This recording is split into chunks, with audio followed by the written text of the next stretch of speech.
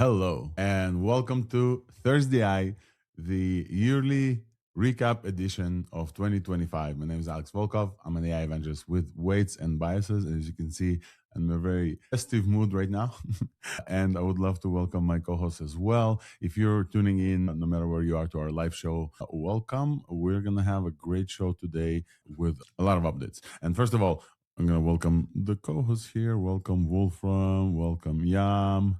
And we have LDJ. This is a very festive stream of us. This is our last regularly scheduled stream of the year, and what a year it has been. And we are here to take you through a journey of the insane amount of releases that happened this year. Some of them will probably make you go, oh, it's been only a year since then. And so I'm very excited to kick off the show. This is our 52nd show of this year, either 51st or 52nd. Which means it's been a full year of ThursdAI yet again. And I'm very excited to talk about the recap of 2025. With this, I'll just say hello to our co-host, Wolfram Ravenwolf. What's up, man? I see you have a Christmassy hat as well. I appreciate it.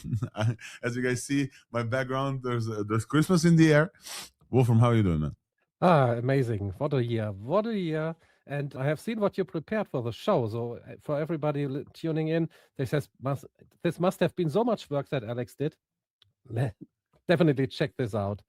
Yeah, It will definitely be worth a hangout. staying tuned with us. The regular setup of the show will be, again, we will cover the first in the first section. We'll cover the week. We'll do it briefly. We're not going to go into a whole detailed discussion about each topic, although there's a lot to discuss about even this week. And then we'll continue into the yearly recap, where we'll take turns and talk about what happened this whole year. With this, Yam Peleg, what's up, man? How are you doing? I'm doing well. I'm doing well. I never sleep. We never sleep. How it works at the moment. And yeah, it was a hell of a year. Like, for real.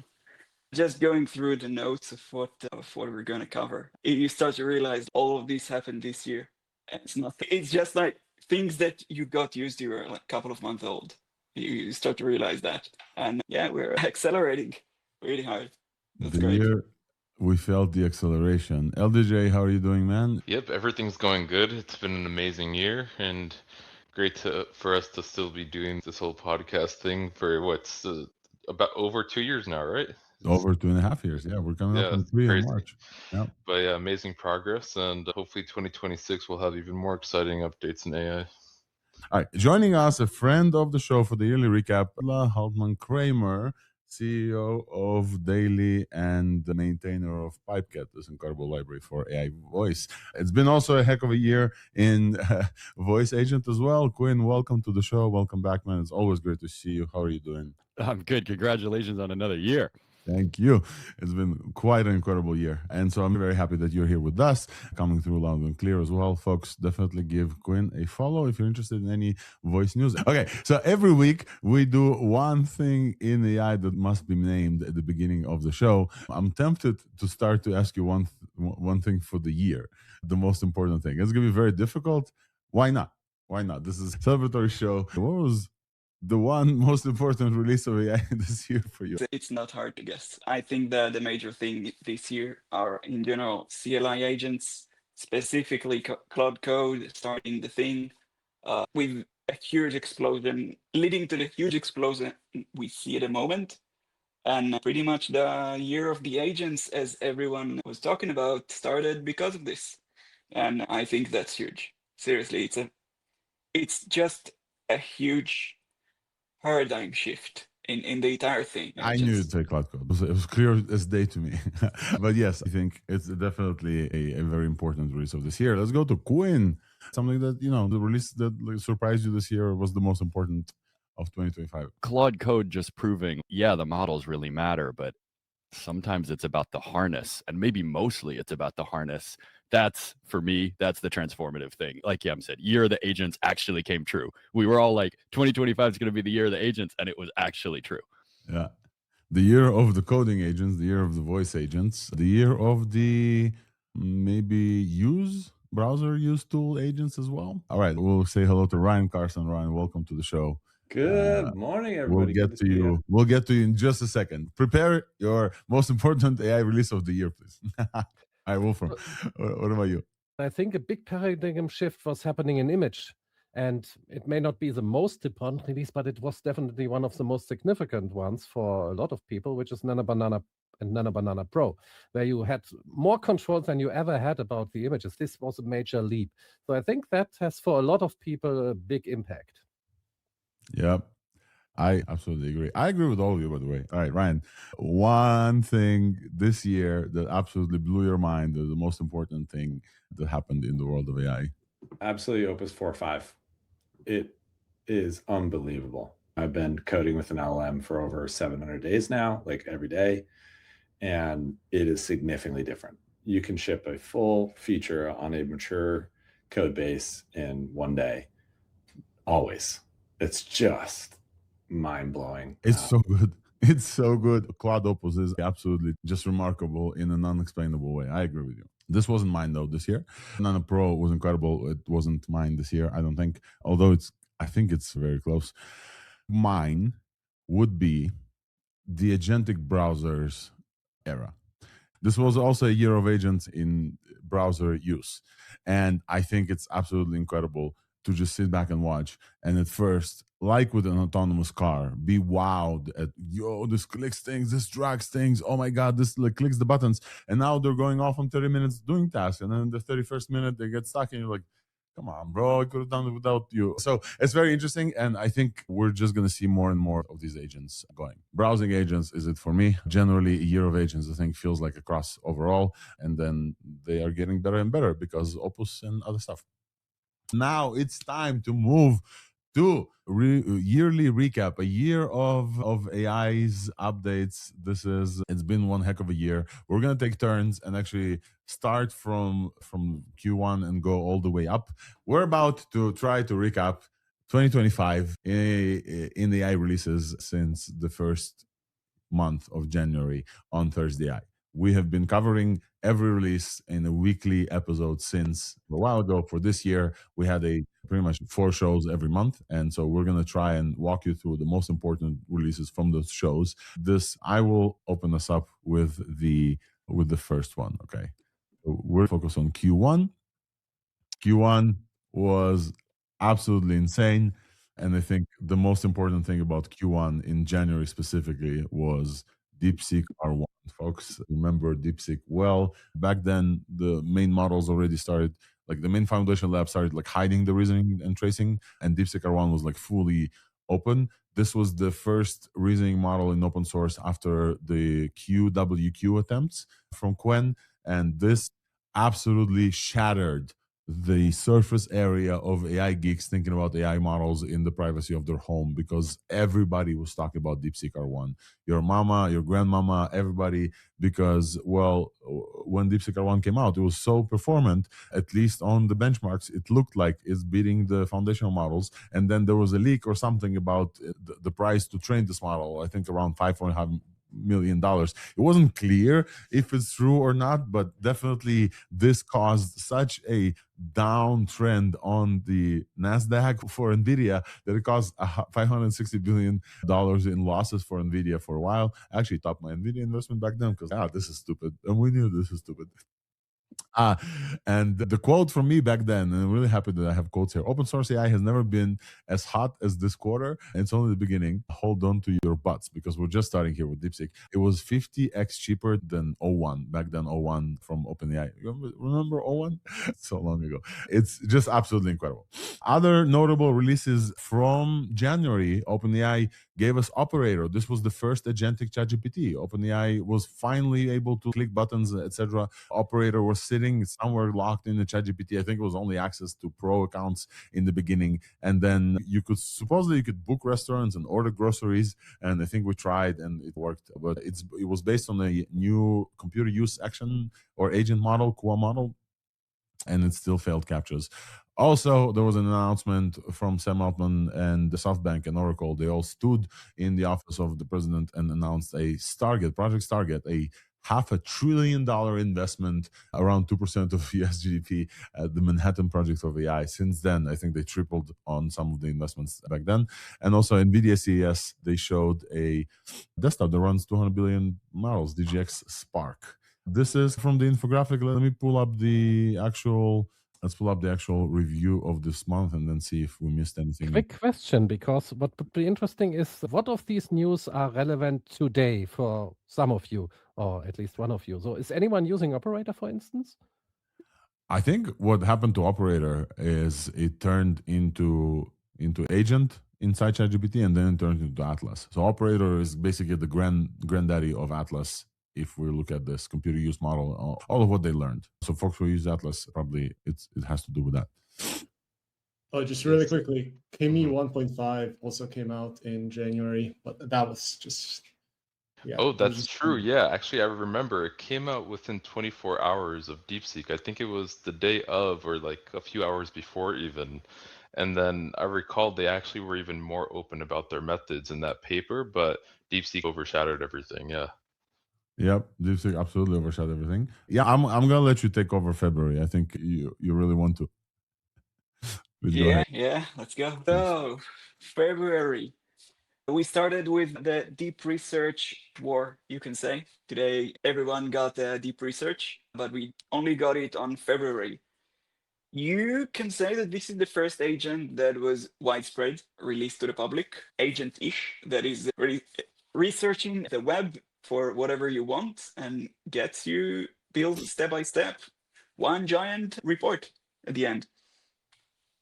At the same, right around the same time, we got Claude 3.7 Sonnet, which for many people, including myself, was a step change from what we could do with the coding models to this moment. It was just mind-blowing for nearly anyone that used it to write any code whatsoever. Most importantly, it could do front-end and design much better than any other model at the time.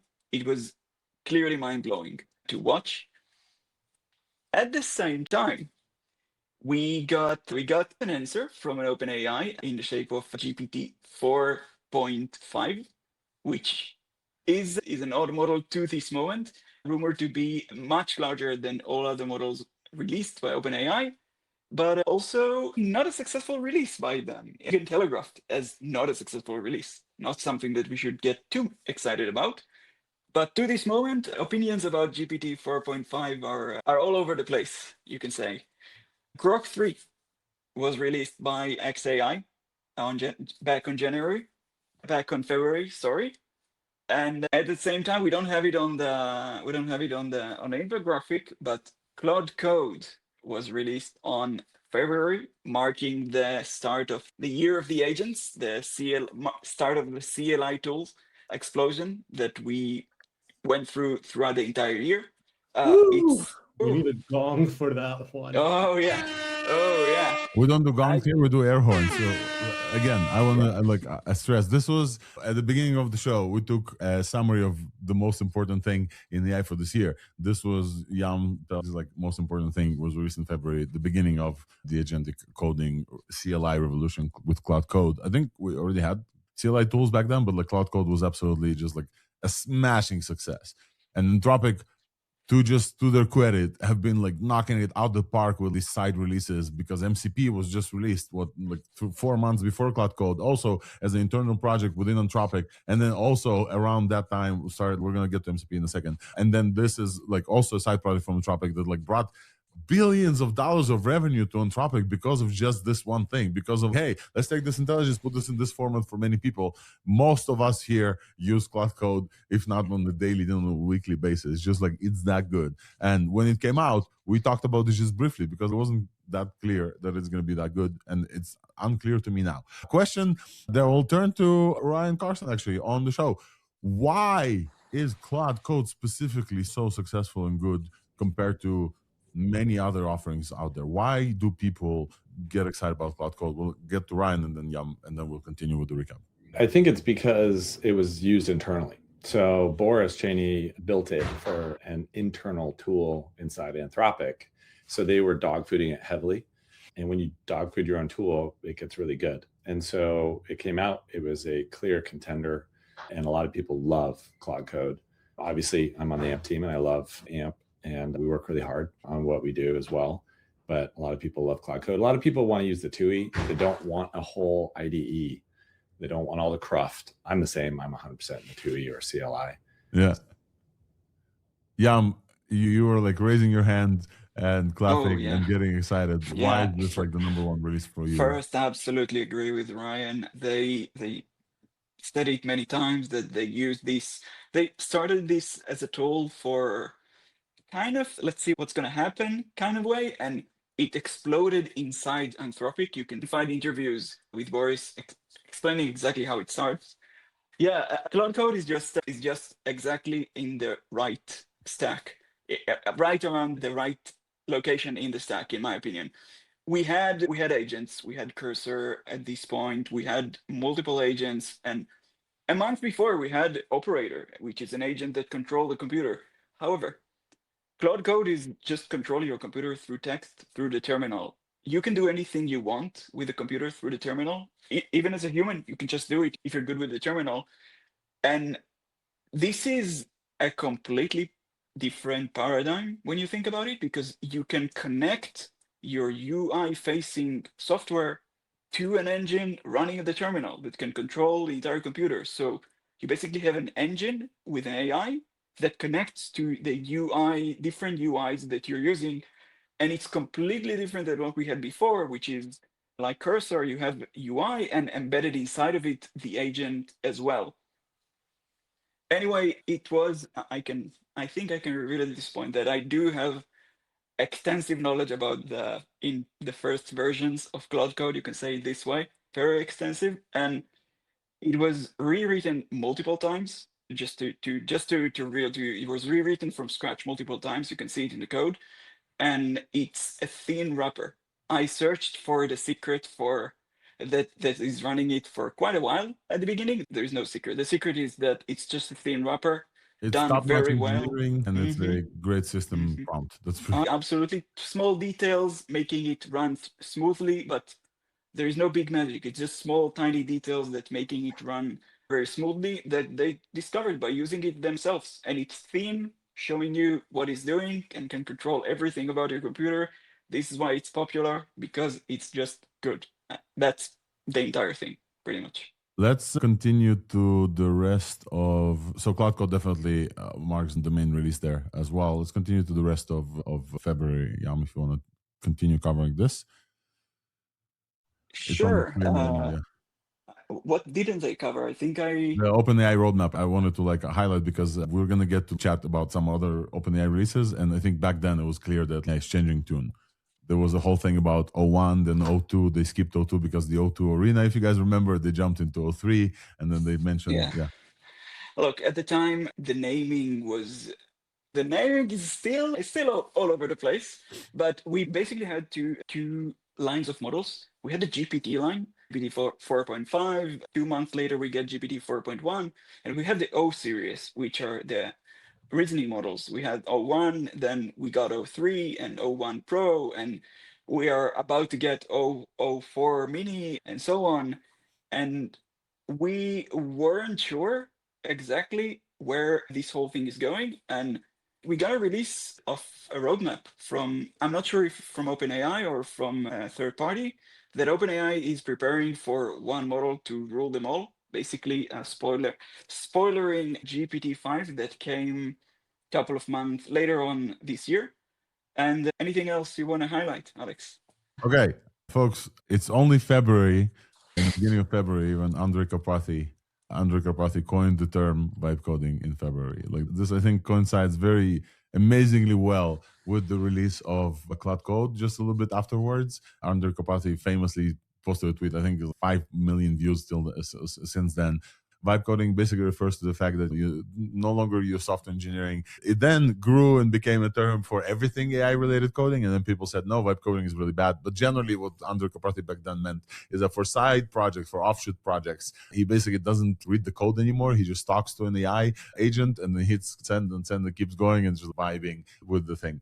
It became like absolutely viral, this term. And so I wanted to call out that it's only been less than a year of vibe coding, and it's now everywhere. Everybody's vibe coding.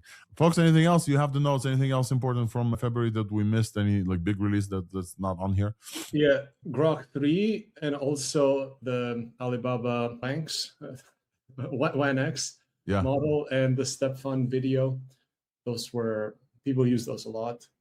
Yeah. So Alibaba's 1X, no, it switched to WAN, just WAN, I think since then. They've been great at the video model generation. Although for this year, this is not the big video break, but yeah. Nisten, since you spoke up, how about you cover the third month in Q1 on March 2025?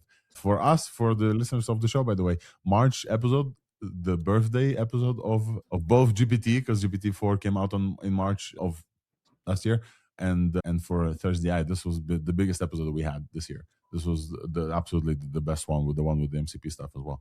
Nisten, all yours. Please take it away for March 2025. So March, we got let's just start with the important one, MCP1 as a standard, Model Context Protocol. And they tried to make another one, and they sponsored a bunch of hackathons and stuff, but it wasn't happening because, once OpenAI adopted Anthropic's MCP, that was over. And we got Gemini 2.5 Pro. So we got the first trillion parameter model from Google that people could code with. I personally didn't like it, but a lot of people liked it. And it had the entire thinking in it as well. We got, on the open source side, we got DeepSeek V3, the update. This one had extremely high scores, but it was also, I tested on the medical side. It was still, so a non-thinking model was one of the best open source medical models for that. But yeah, we got GPT-4o, mini TTS, and we got the transcribe. And we started getting the image gen from Gemini 2. So this Gemini Flash image generation, it wasn't that good. And so we started seeing, on the open source side, we saw a whole bunch of stuff. So we got Gemma 3, we got Q from Qwen, which was, that one was pretty good. We ended up with Qwen 2.5 Omni 7B, which I think some people still use today. So that's worth noting. Reka Flash 3 was also pretty good. NVIDIA started out their entire Nemotron thing, and they're getting a lot better now. And I think we got the largest open source model from Cohere as well. And most importantly, I think we got the biggest fully open data, open weights, everything from Almo 2. Actually, I think that was a bit later. The Almo 2 might have been fine-tuned, but the one that is now is still the biggest. Other things, MCP started just getting adopted everywhere. And weights and biases implemented too for the MCP server. But some very important things from the audio side, because these are things that I use. I know a lot of people use these. MLX audio. Shout out to Prince Kanuma, because he did a terrific job on that, especially with the Kokoro models that you could use. Everyone could run that on any even 5-year-old Mac. And I think that is still in use today. And we got RoboFlow Deader, which people are still using today. And we got the benchmark. I don't think a whole lot of people use the benchmark, but these two, RoboFlow and MLX Audio, I think these two were I would say some of the most used ones that are still very good tools that you can use today. So I think those are actually extremely impactful. We got a whole bunch of image ones. So we started getting the Honyan third models. The Honyan VAE, the variable encoder, is actually still very good and used today. And we got ideogram and read image, but I don't know a lot of people that use those. So that is the March. Yeah. It was a very big month as well. Quinn, would you join us to discuss the voice AI implications of March? Because I think GPT TTS was a very impactful one for sure.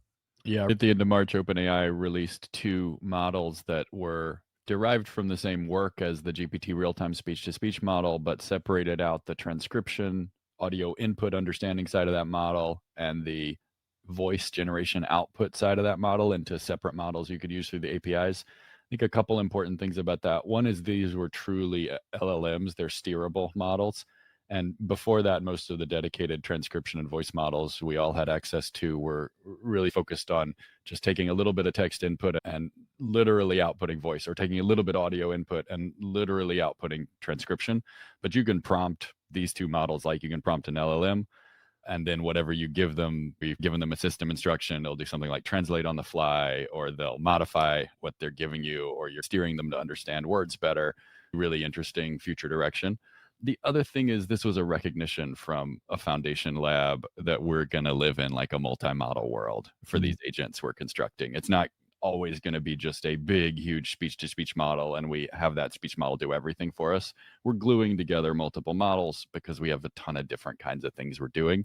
And having these individual models available is really powerful. You think it's something like how AMP architecture for the coding agents uses lots of models. I think everything we're doing is multi-model. I think that's the way the world's going to be. This was OpenAI breaking apart their big speech-to-speech model and giving us the components. Yep. And we'll cover the updates to that one as well. And I think they were like one of the first ones. Quinn, super quick recap on the semantic VAD that they launched. I think they were the first one to actually productionize semantic VAD. And we talked about this back on the show as well. Oh yeah, inside a speech-to-speech model. So they launched a really nice component of that speech-to-speech model that could tell when a user is done talking and the voice agent should start talking. This is one of the big challenges in building voice agents that feel natural. How does the voice agent wait long enough, but not too long, so that it doesn't interrupt you?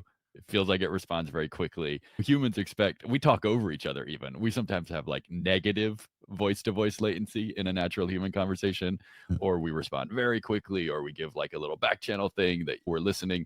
And we're still missing in these speech-to-speech models, like that level of naturalness, that level of give and take response, super quick response.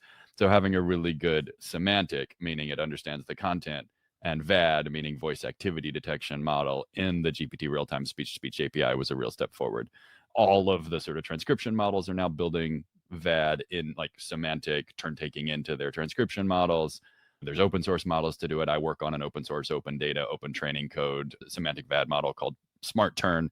There's lots of interesting research here, but this is going to be a 2026 thing we're all continuing to work on. Yeah, 100%. And so this concludes, folks. Super quick reactions on the whole quarter. I know folks in the audience saying the infographic is small. I apologize. This is what we're working with. There's a lot of detail here. Any major theme of the first quarter that we missed? As far as the kind of the theme outline here, January was the earthquake for AI, and then February, arms race. Deep research was dope, absolutely, Grok 3, and then March, Gemini 2.5 Pro became like number one for a very brief period of time, maybe a little bit. Yam, you mentioned the 4.5 as well as a release that kind of wasn't very clear in February, but I think like a very big model from OpenAI. I think to call out the thing that I remember from then is that we at some point on the show had to explain why a 4.1 model is better than 4.5 model. And the versioning and the just phrasing just didn't make sense to any of us. We're sitting here, hey, I had a conversation with a person explaining to them the GPT 4.1 is better than GPT 4.5, and this makes no sense in any other place in the world. And the difference between 4.0 and 0.4. Oh, It's yeah. no 02. That was brutal. Oh, yeah. I want to say quickly that Cursor sales exploded during this time because of Sonnet 3.7, and everybody was vibe coding because it could actually make web apps pretty well. This blew up in corporate and stuff. I wonder how much Karpathy and vibe coding as a concept like had to do with the Cursor explosions. But yes, let's call out Cursor. I don't know at which point Windsurf came to the stage, but also Windsurf, the agentic editors, because of Sonnet, and then the Gemini 2.5 Pro, but mainly Sonnet 3.7, I think, was a huge theme of this quarter. So absolutely the quarter that broke the market and then changed a bunch of stuff and opened up a bunch of new voice and TTS. Huge Q1 for AI in the world. And I think that it was also the pivotal moment in history where we noticed that OpenAI is not the big leader all the time when DeepSeek happened. So we saw that OpenAI with the space, so open source AI, open weights AI, that it can actually get very close. That was a moment where people realized, okay, yeah, it's not that big of a difference between the models. Proprietary AI was still leading, but it was now much closer than it used to be. I want to also shout out super quick. Like we mentioned this a little bit, but like the GPT native images was a huge thing, specifically because you could talk to an image model. You can talk to it and would reason and understand. And you have a multi-turn conversation with it. This was like the huge, big thing. You didn't have to go to a dedicated website. There's a bunch of stuff. There's like a bunch of Flux, I think, was already there. Obviously, Stable Diffusion stuff before. We could do Ghibli stuff. We talked about this on the show. I could send you to a model with the fine tune and CV, blah blah blah, and we can do Ghibli stuff. But for many people, the huge unlock was, hey, I can chat with this thing. I can tell you what I want, and it gives me what I want back, and I can tell it, hey, no, I actually want this and that. The conversational back and forth, where the model is multimodal, it receives back the output of its own, and then can iterate on this. This was like the big unlock for many people, and for some reason. And I think because of copyright reasons, we'll talk about this when Sora 2 comes up in Q3 of this year as well. Copyright was a big issue as well. Ghibli Studios obviously didn't really were very happy that anybody can create their style now, but all of us were Ghiblified. I think our thumbnail for the show for that was like also all of us in Ghibli style as well, if you guys remember. It was a huge thing. It was like a world-shattering thing. We often talk about the kind of the surface area bubble that we're in the AI bubble sitting, like DeepSeek. We knew about this way before R1, and then R1 broke the bubble. Absolutely broke the bubble. OpenAI recently released a video where they need more GPUs. They're about to fundraise, whatever. And the one thing Greg Brockman talked about there in terms of we need more GPUs is that when the Ghibli thing happened, they had to take GPUs back from research into production. And he said, we sacrificed the future for the present because they literally just had so many people just doing things. It's very interesting for the later of this year. Alrighty, let's continue Q2. Yeah, Q2 I think is also, man, this whole year is crazy, but Q2 is like also very meaningful. Wolfram, you're gonna take this one? Yeah, sure. You're So gonna start it's with April? Back in April, that was a month with ups and downs, with some highs and lows. And I have been pretty critical of OpenAI recently, you remember. But O3 and O4 Mini released in April, on April 17th. And yeah, those were amazing moments because these reasoning models, they had the ability to use tool calling during reasoning, like web search, Python, image generation, and chain hundreds of consecutive tool calls to do really complex stuff and even manipulate images mid-thought, like cropping, zooming, rotating. And yeah, it scored amazing in evals. And I can tell a personal anecdote because O3 has been one of my favorite models of all time for one reason. In that month, my AI workstation broke, and I used O3 to fix it. It was really taking me through it, multimodality, reasoning. It was amazing. One of the moments where I really realized how powerful AI is in daily use cases where you can use it. So that was a really big moment for me, and big kudos to OpenAI for doing this. And GPT 4.1 was also released with 1 million context, which was pretty new for OpenAI. And they had the 4.1, 4.1 mini and nano versions, deprecated 4.5, which was much bigger and probably not as efficient for them to run. It was amazing throughout the whole context, achieved 72% on video E, so multimodality was strong with it. And it was a great model. That were the good parts. OpenAI really big month for OpenAI in my book. But Meta totally fumbled with the Llama 4 release. So they were the big ones for open source, open weights AI. Even the local Llama subreddit, where we all hang out about open stuff, was named after Llama. And now with the Llama 4 release, they really lost it because for once there were big models now. The Maverick was 400 billion total parameters. And the Behemoth that never got released, it was 288 billion parameters, active of 2 trillion total parameters. That was a moment where they went MOE, like the DeepSeek before. So a lot of people speculated that it was a total, we have to redo this to get better here. And there was also some trauma when the tested models in LLM Arena was not the one they released. So there was a lot of strange things happening here. We never got the big model. There was a controversy, and the models themselves, they weren't leading, which Llama 2 and 3 before, they were the big open source releases. So now basically the Qwen models took over, or Meta made it possible for that to happen. In other news, Gemini 2.5 Flash came out, which we were all using until Gemini 3 Flash came out now. So it was still the 2.5 Flash after the 3 Pro release, which was a counter to 03, 04 Mini in that it was able to, you could set a thinking budget, how many tokens per API call it should think. It has a 1 million context token context window, which was always a big strength of Google, that they had the huge context. And it was super cheap. So the old Flash model, it cost 15 cents per million input tokens and 60 cents per output million tokens. So fast model wasn't the smartest, of course, but with the thinking, it could at least get up to bigger levels. So it was a definite balance between speed and cost, was reasoning depth. We also saw a lot of open source LLMs, Nemotron Ultra 253B, for instance, a pruned Llama 405B that bet the actual Llama 4, Kimi Visual Language 3 billion model, MIT licensed, Deepcoder, High-Dream, GLM4 family, a lot of models.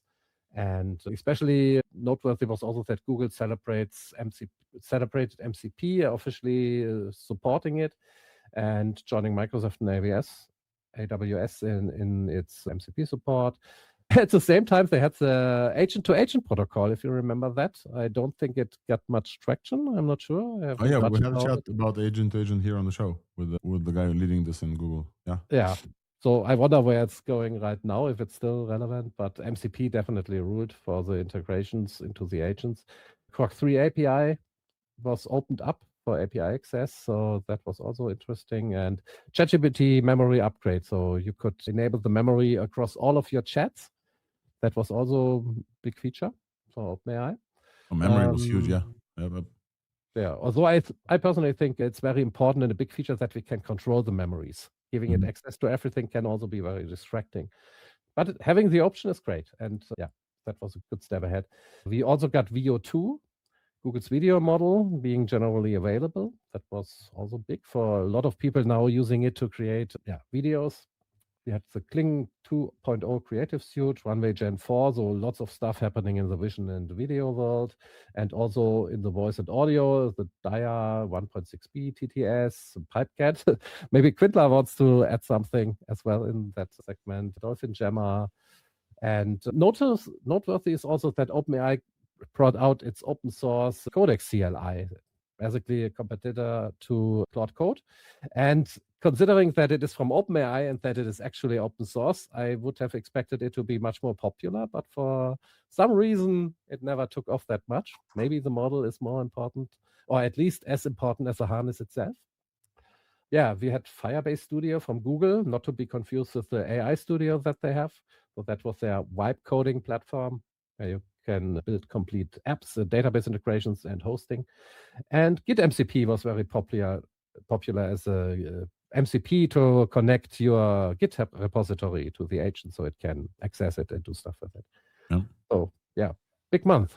Lots of big month. I want to call out a few of the launches that happened actually on the show. Quinn, you guys launched Smart Turn and worked on Smart Turn back then. Any additions to this a very intensive April? Yeah, real quick on audio, because it just felt like a big month for voice agents. The Gemini Flash text mode update was really compelling, and that was a moment when a lot of people in the voice agent space switched from GPT 4.0 to Gemini 2.5 Flash for like production voice agents. There was also a live model version of that update, which they released the first one in December, competing with GPT Real-Time. They did a big update in April. That Dia model that a couple of Korean students did got people really excited about open source voice.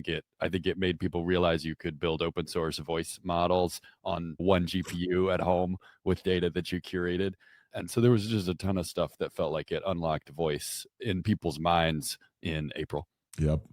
So this is April. We will continue to... Ryan, you want to do June? I can do May. I wanted to do May for... Go for it. You do May, I'll do June. All right, folks. I think the reason why I want to take this one is because of this insane release of VO3. May of 2025 was the highlight of the year in the Uncanny Valley being basically dead. As you can see here on the infographic, and you can probably see everywhere else. Google had released VO3 and then later some updates there as well. I think it was Google I/O back in May as well. Google I/O is the yearly kind of like announcement for Google. We covered it live, by the way. I had interviews live from there. And VO3 was absolutely earth-shattering in the quality of video generation that we can do.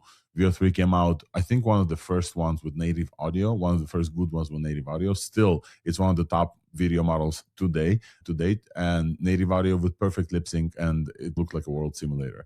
Stuff like prompt theory started going viral everywhere else, where people were creating these AI videos of folks interviewing each other on the street and saying, hey, are we prompts? Are all we prompts? And the absolute realism with the lip sync and voice was the thing that shattered the AI bubble again. And many people started like freaking out. And I basically said back then we've crossed the uncanny valley. So VO3 was definitely a huge release of this May. But also on the LLM side, Claude 4 Opus was released and Sonnet as well. They actually live dropped during ThursdAI, if you guys remember. It was breaking news, and 80% of Sweetbench verified. It was a historic moment. Claude 4 Opus and Sonnet, they claim to handle 6 and 7 hour tasks, which is very impressive as well. Definitely Sonnet 4 and Sonnet Opus 4 specifically made a dent. They're the first models to cross 80% on Sweetbench verified. They did hybrid reasoning and instant response modes, both. I think those were the first Claudes with reasoning that we can actually get access to. And this is also a theme of this year. Kind of reasoning started propagating across all major models in all of them. It just before this in April, we covered that Gemini Flash were like added with thinking and thinking budgets. And now in May, Opus and Sonnet also were like hybrid models with reasoning as well. And the knowledge cutoff was very fresh for them as well. As I mentioned, and also, Qwen 3 released starting of May, so in open source. Alibaba dropped the most comprehensive open source release ever. It was like a ton of models. 8 models. It was like 2 big MOEs with 235 billion parameter active and 30 billion parameter active with 3B only. And then 6 dense ones ranging from 0.6 to 32B. I believe that we had Junyan Link from Alibaba Qwen on the show. Apache 2 license on everything. This was an incredible thing for the open source community. Just incredible models overall. They got used, and I think still used, the Qwen 3, the small models are used everywhere for fine tuning. They had this very interesting way to like toggle thinking on the fly. They had a runtime toggle for chain of thought on demand. So before this, you had to choose if you're going to talk with a reasoning model, non-reasoning model, set it up. They had this a feature where you can mention in chat, hey, I want you to like think with a slash thing, and the model will switch to a reasoning model behavior. I think that was like super, super cool. The 4 billion parameter dense Qwen beat, so a 4 billion parameter dense Qwen 3 beat Qwen 2.5 72 billion parameters from before on multiple benchmarks. So again, I'll say this like very slow. The 4 billion parameter model of this new one beat the 72 billion parameter model from the generation from before. It was, folks, it was an insane release. Qwen 3 was just an absolutely insane release, maybe like one of the like top open source releases this year. 36 trillion training tokens, 120 languages, and then day one support across everything. Nisten back then said the 30B MOE is Sonnet 3.5 at home, and it runs over 100 tokens per second on MacBooks. It was just mind fucking melding.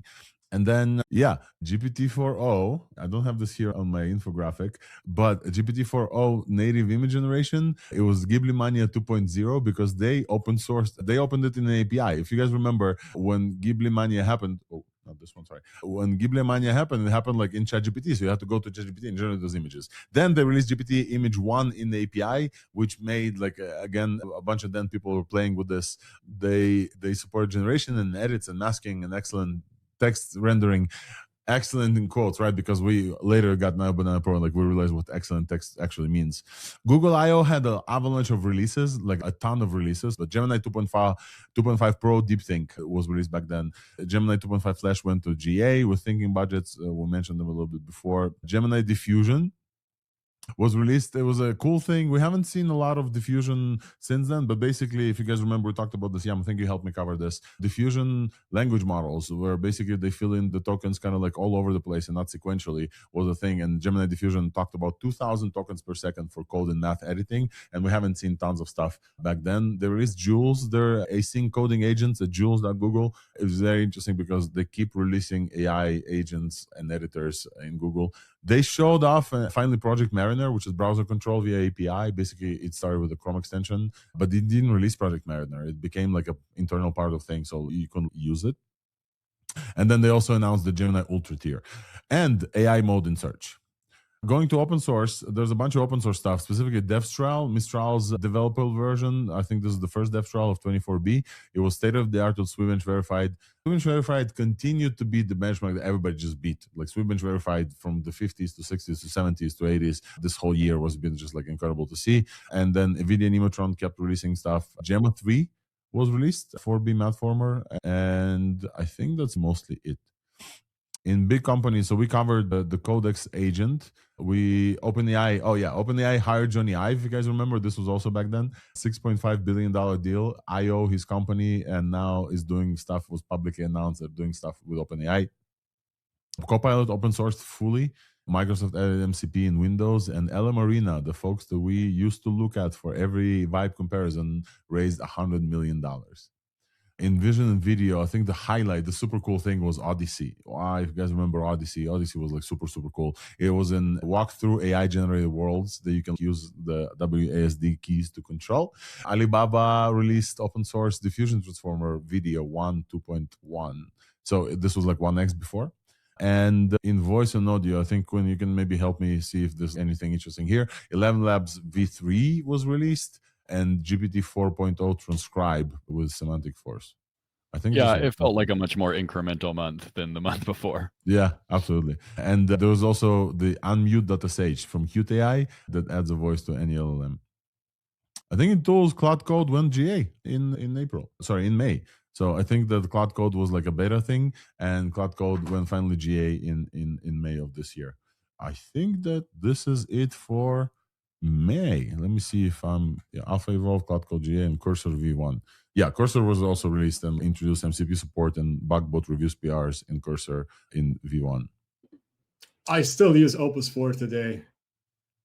So I think that's going to be one of my all-time favorite models. Yeah. Opus 4, definitely a big one. We're moving to, let's not wait too much. Let's move to June. Ryan Carson with us. June is the new normal. This is what my AI decided to call it. It's clever. It's great. All right, everybody. A lot happened in June. I'm going to go over the high level quickly, and then I'm going to zoom in primarily on two stories. So we saw O3 drop prices massively, right? So this is a huge deal. We saw a big drop in the token prices, which means that mostly startups could get access to these hyper intelligent models a lot cheaper. We'll dig into that a little bit more, but let's go to Meta and scale. This is where we started to see Zuck get out his checkbook, and he just started buying everybody. And my opinion about this, with Alex Wang coming over to Facebook, where it was basically an acqui-hire, but a huge one, was in the end, it's hard to say no to absolute bonkers money, right? Probably Alex as well saw that this was a chance to really impact one of the potentially largest labs in the world. So that was kind of interesting to see Meta just shower money on various teams. So that was interesting. We saw MinMax M1 beat R1. Just again, see this team just delivering amazing value coming out of the East, which is disrupting everybody in the West. And then we saw another CLI hit the market. Gemini released the CLI and open sourced it, which was really cool. Saw a bunch of open source news as well. Mistral 3.2, their image gen. We saw Magistral come out as well. DeepSeek R1 0528 and Elect 2. So a bunch of open source news. I want to double click real quick though on the two top stories, because I think they're the most important ones. O3 Pro and just the general drop in price for intelligence here was the beginning, I think, of the unlock for a lot of startups. Like, I run a startup.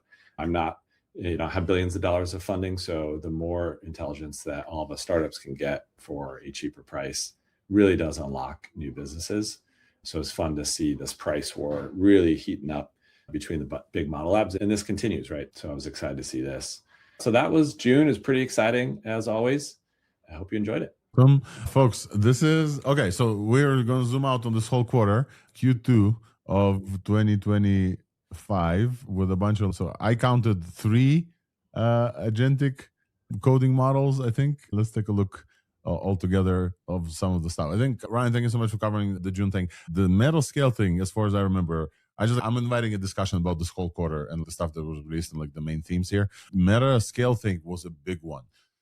The numbers were just absolutely insane. They were thrown out. Apparently, there was news afterward that Zuck made some soup and hand-delivered some soup to prospective candidates. I didn't get no soup from Zuck, but apparently, like, he was bringing out soup to some folks, which are very funny as just like a joke. But yeah, we saw, I think publicly, some of the biggest paychecks that like were on record for some of these folks. So just like the world realized that like some of these like super like hot researchers are absolutely in high demand back then. And this was a response for a very lackluster, if said, disastrous Llama 4 release. And since then, nothing. Just absolute silence. SEM, amazing model. SEM 3, SEM 3D, SEM audio, world stuff from Meta. But those are not the Meta superintelligence labs. No superintelligence. The one thing that I will say since then, since this move, Zuck turned around and said the course on open source was turned away. They did release a bunch of Meta AI stuff, and you can go, and there's like a bunch of stuff. We can talk about them later, but nothing like very significant from this very strong investment. And hopefully there's a Google-like narrative here that it's taking them time to start, but then they're going to start releasing everywhere. But I haven't seen it yet. Yeah, we all want to see Meta be a real player here. We need to see more competition at the high level and at the open source level. So I think we're all rooting for them to come back.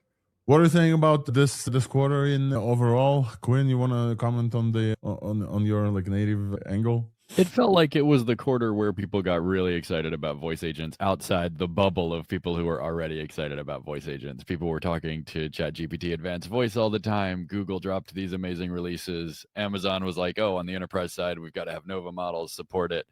And the disappointment was the Llama launches, because we really felt like, okay, Llama 4 is going to be this great open weights option for what we do for multi-turn conversation. And it had great benchmarks, but you just couldn't use it in practice. Yep.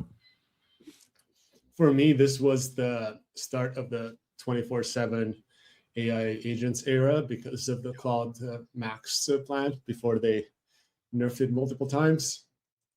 There were a whole bunch of people that were just running those things 24/7, and that was great. So that's all I want to say. This was a brief period, right? Like they took it down.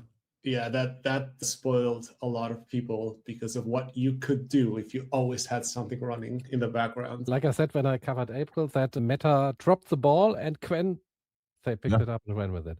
So yeah, these models and what Qwen did is they became the new base models for a lot of open source projects.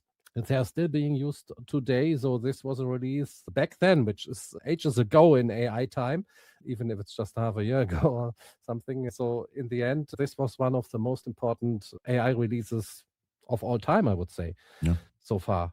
Definitely a major milestone and a big moment.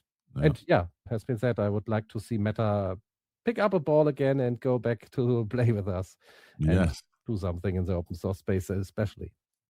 LDJ, comments on this, and then we'll move on to the next queue.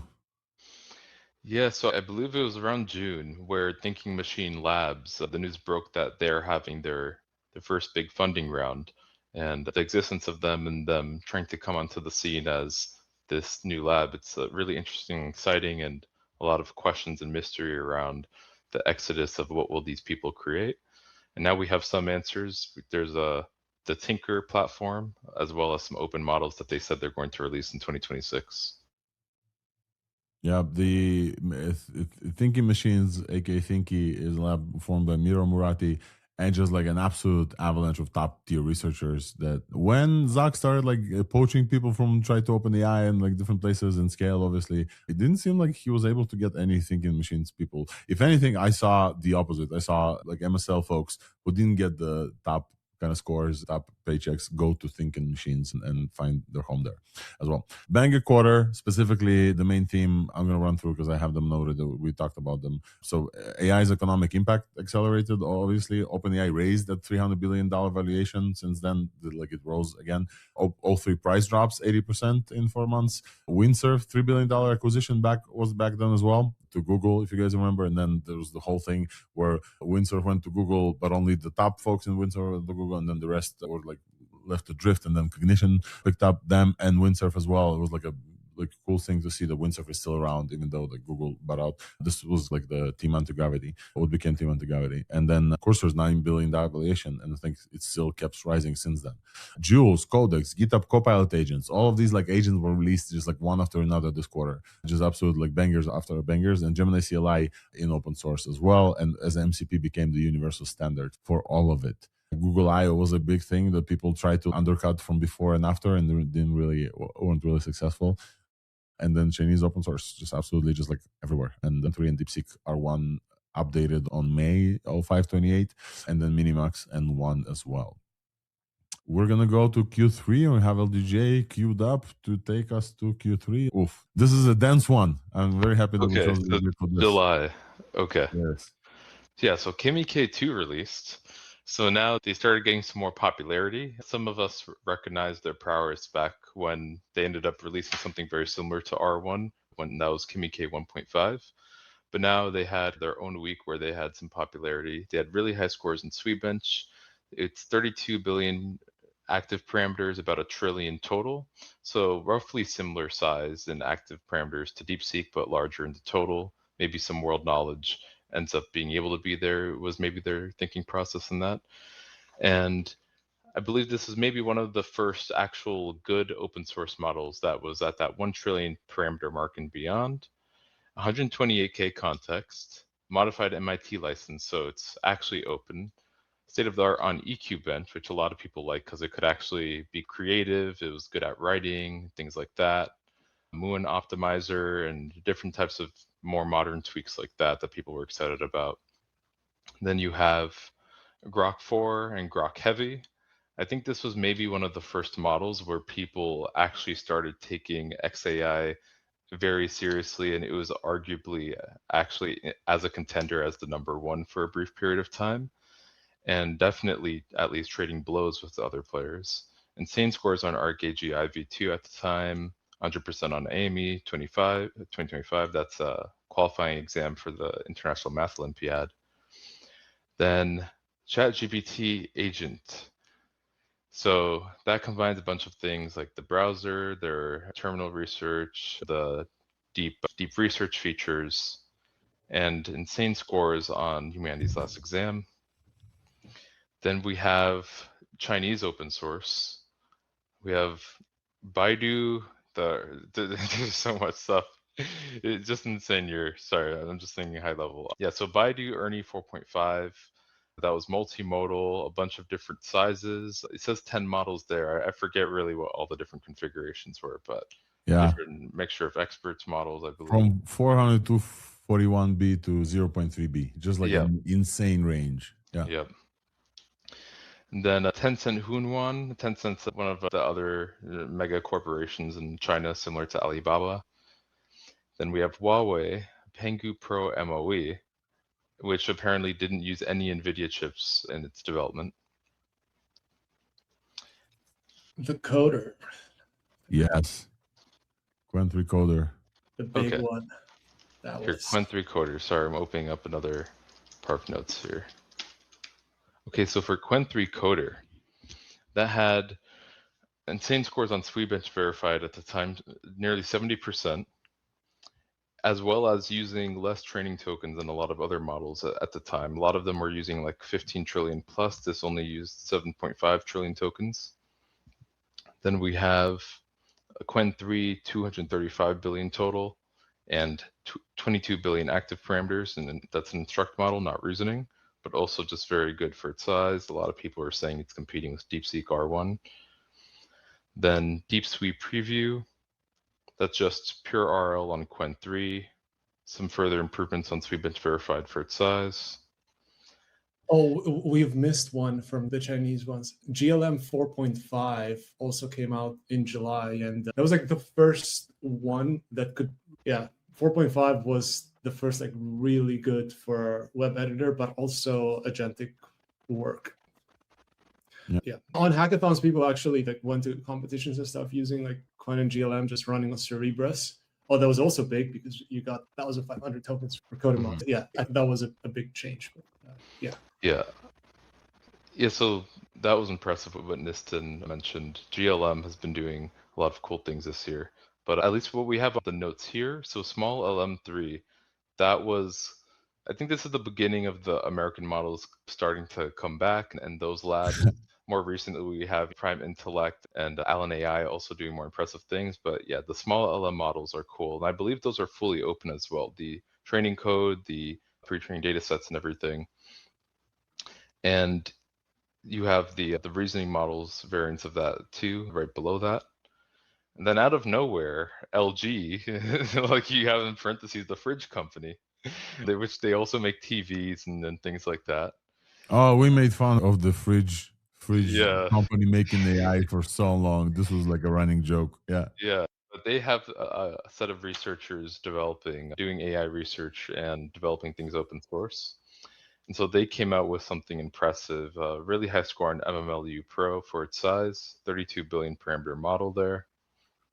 Then when it comes to big companies and LLMs and APIs, we have what I was mentioning earlier, ChatGPT Agent, Grok 4 Heavy, a private model that I think still hasn't been released publicly an API even, but the OpenAI and Google IMO Gold models. And here we have White House AI Action Plan, 90 policy proposals for US AI dominance.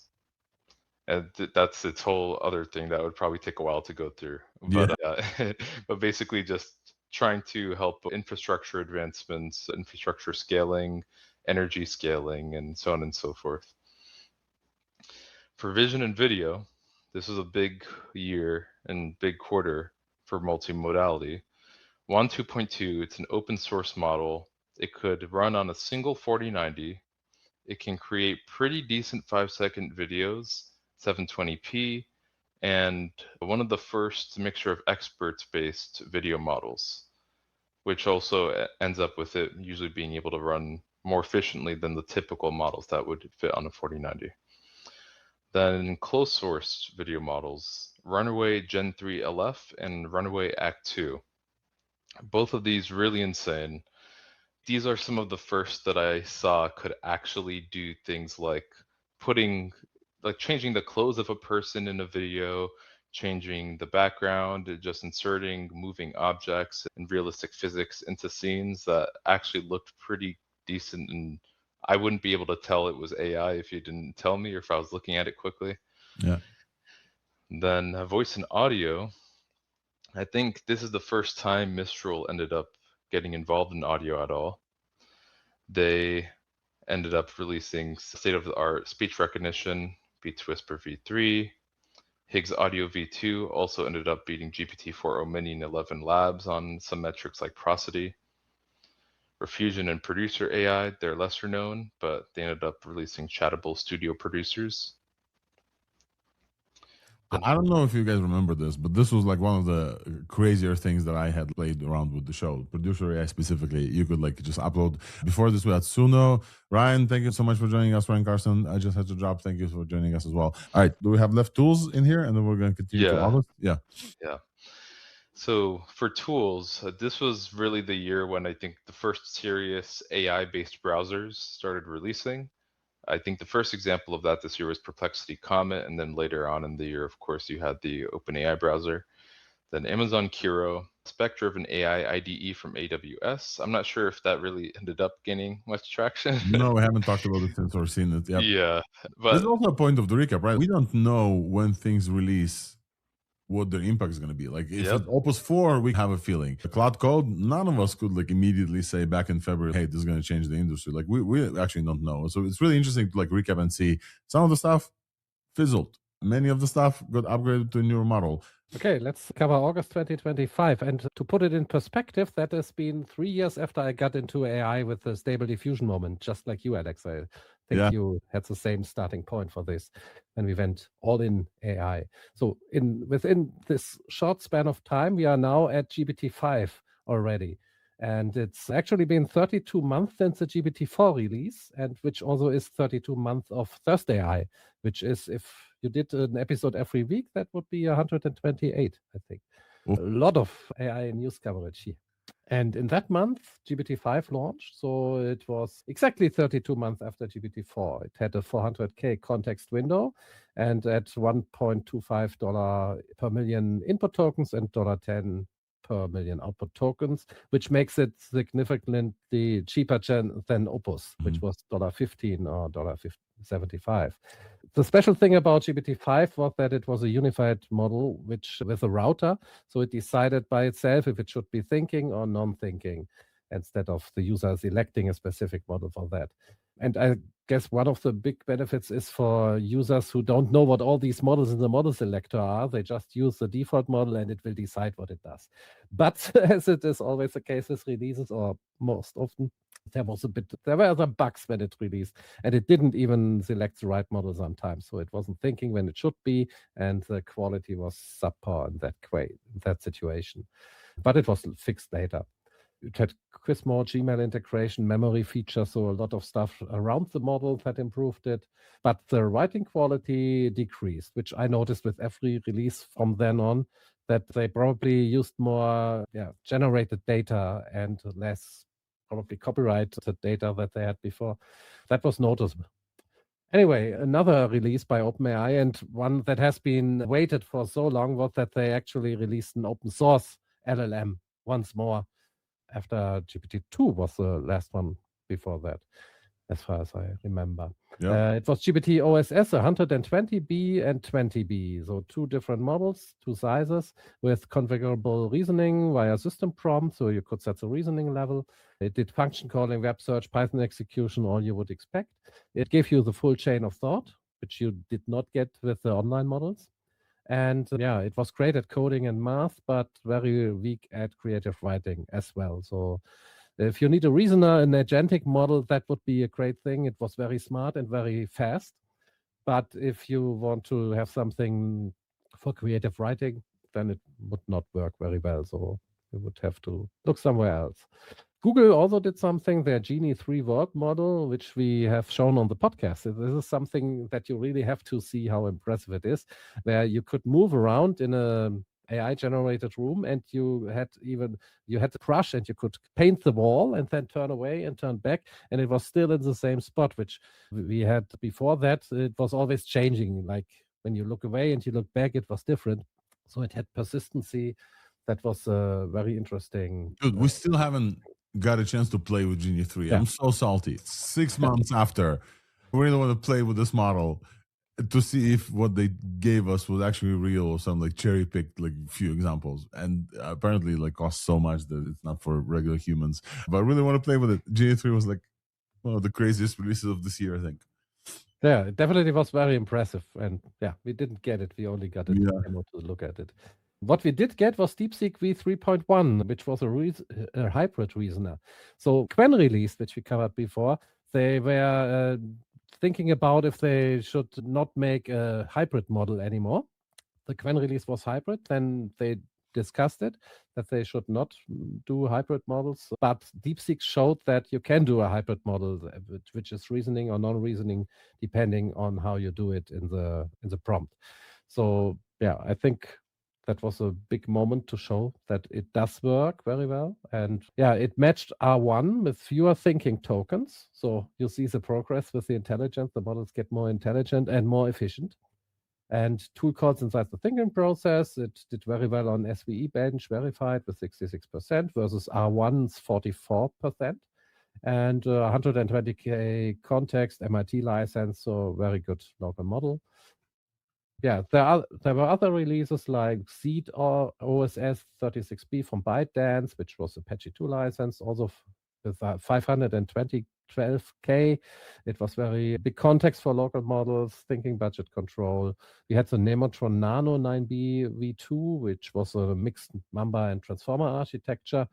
Cohere Command A reasoning came out, and the Cohere models, I hold them still very dear to my heart because Command R was one of my favorite models before that, and Command A came out at that moment, which was also a focus on agentic, like we said, the year of the agent. You can see it when you look at all the model releases, thinking, reasoning, tool calling. It was all the necessary prerequisites to make agents work even better. GLM 4.5V as well. Yeah, what did we have as well? We had Hanuan's Gamecraft, which did game video generation with physics, where you could run around in the world and change it. Matrix Game 2.0 by Skywork, real-time world model. So world models also started taking off. And what did we have? In AI art and diffusion, Nano Banana. That was a Nano Banana. Yeah, rumored model doing 3D aware scene editing. That is Qwen Image Edit was also there.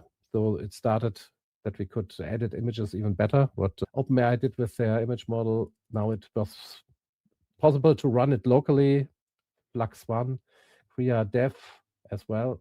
And Agents MD, the standard, started getting, there was an effort to make a standard since we had Claude MD for Claude Code. And Cursor MD, there's like all of them had their specific ones. Yeah, so to have one standard so you could use the same format for every agent, whichever you are using. Yeah, maybe you want to say something about Catnip, Weight and Biases containerized multi-agent coding workspace. Yeah, do you want to say something about that? Catnip was dope. It was a way to run a bunch of cloud codes, and it's still being developed and worked on, and it's super cool. You should definitely folks give it a try. Very cool too. Yeah, and I heard some news over the holiday party at Weights and Biases. There's going to be some updates to Catnip that are very interesting that we're going to cover very soon as well.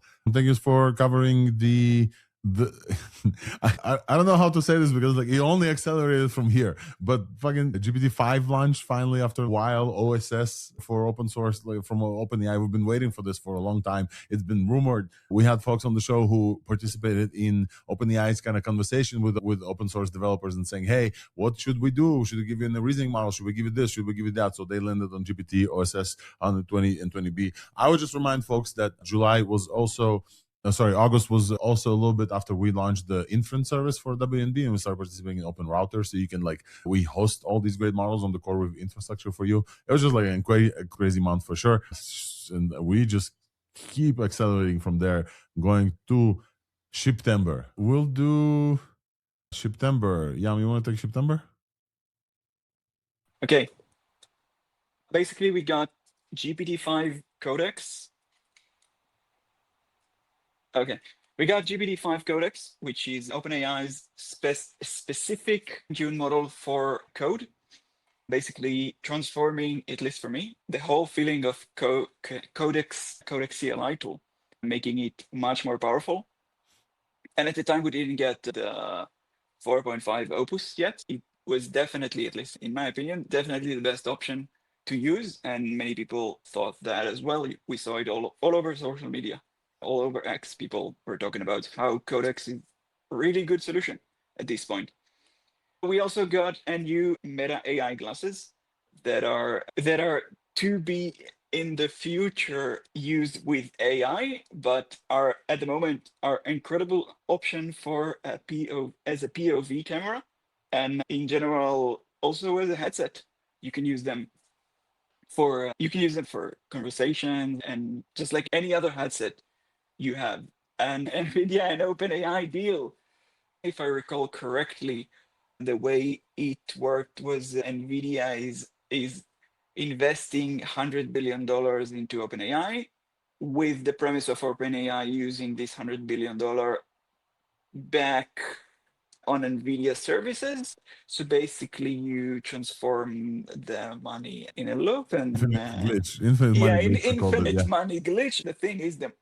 The thing is why it's infinite money glitch, because the stock price moved quite a lot because of this move. It basically generated quite a lot of cash for the party. This, by the way, started a whole wave of OpenAI deals, financial deals.